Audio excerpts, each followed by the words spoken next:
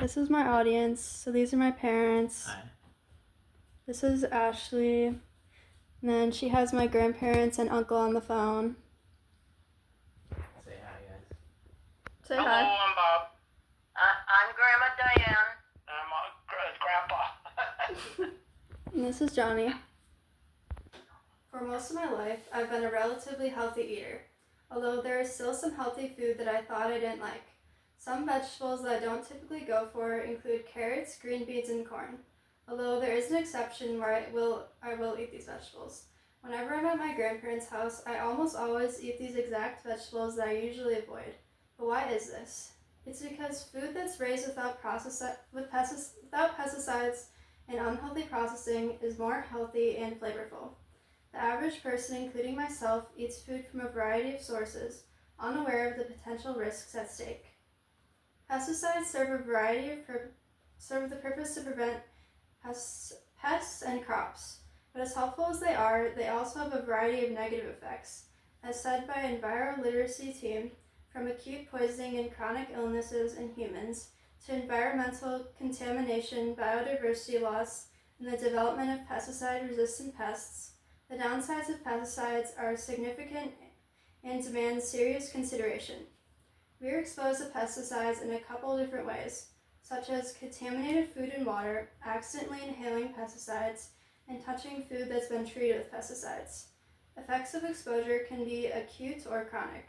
Acute symptoms include irritated skin and eyes, upset stomach, neurological problems, and respiratory problems. Chronic health issues can include cancer, neurological disorders, reproduction, and development issues, respiratory illnesses, and issues with the immune system, and also hormone issues.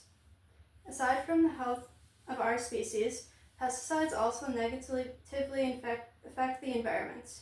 Along with fighting pests, pesticides fight unintended organisms, which is causing harm to our environment. Pesticides are contaminating our water and soil, causing reproductive issues, disabilities, and even death for some animals. Aside from problems for animals and other pests are more resistant to pesticides, or they're becoming more resistant to pesticides. Homegrown food without pesticides also tastes different. One reason why is because store-bought food travels for up to weeks, which can lead to loss in flavor and nutrients. Also, soil and the way that produce is harvested tend to be better when food is homegrown. Growing food at home allows for you to choose to harvest food at its peak, unlike store-bought food where that is not under your control.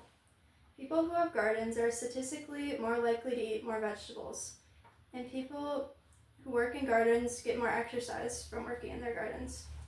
While things like pesticides harm produce, there are also things that harm animal products. Consuming lots of processed meat can be unhealthy and generally less ethical. As said by the website R. Narson, most forms of processed meat are considered unhealthy and have been linked to an increased risk for health complications like cancer. The chemicals used in processed meat are what make it harmful for your health. Processed food can also lead to a variety of chronic illnesses. Examples include high blood pressure and heart disease. These connections between processed meat and health issues are not 100% confirmed because people who eat a lot of processed meat tend to have other unhealthy tendencies that can also lead to problems. Although a variety of studies show consistent results, that processed meat most likely does make the risk for these health issues higher. In our modern society and country, it is unfortunately difficult to completely avoid eating food that is processed or covered in pesticides, because food is so commonly treated in these unhealthy ways. Although it's still good to be aware of these problems that food could be leading to. Now you can take it upon yourself to decide if you want to make changes in your diet based on what you now know. Thank you.